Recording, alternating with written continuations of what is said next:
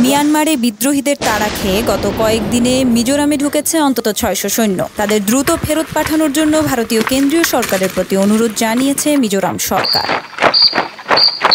২০ জানুয়ারি ভারতীয় সংবাদ মাধ্যম এনডিটিভি জানিয়েছে, মিয়ানমারে তীব্র সংঘর্ষের মধ্যে গত কয়েকদিনে প্রায় ৬০০ সৈন্য ভারতে প্রবেশ করেছে। জাতিগত সশস্ত্র গোষ্ঠী আরাকান আর্মির সদস্যরা মিয়ানমার সেনাবাহিনীর কয়েকটি ক্যাম্প দখল করার পর পালিয়ে মিজোরামের লংটলাই জেলায় আশ্রয় নেয় এসব সৈন্য। তাদের আসাম রাইফেলসের ক্যাম্পে আশ্রয় দেওয়া হয়েছে।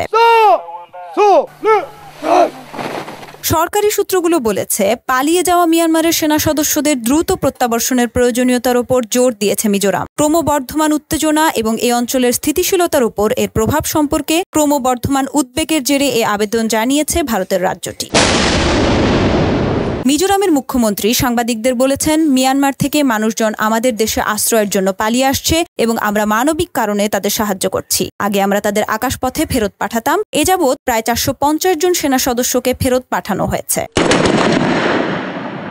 ২০২১ সালের ফেব্রুয়ারিতে মিয়ানমারে অভ্যুত্থানের মাধ্যমে ক্ষমতা দখল করে দেশটির সামরিক বাহিনী। এরপর থেকেই গণতন্ত্রপন্থীদের সঙ্গে সংঘর্ষ চলছে তাদের। তবে গত অক্টোবরের শেষের দিকে ৩টি জাতিগত সংখ্যালঘু বাহিনী সমন্বিত আক্রমণ শুরু করলে বড় চ্যালেঞ্জের মুখে পড়ে জান্তা সরকার।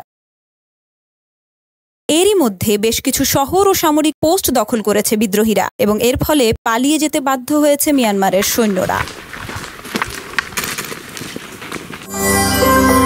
সত্য, বস্তুনিষ্ঠ ও নিরপেক্ষ দৈনিক জনবাণী।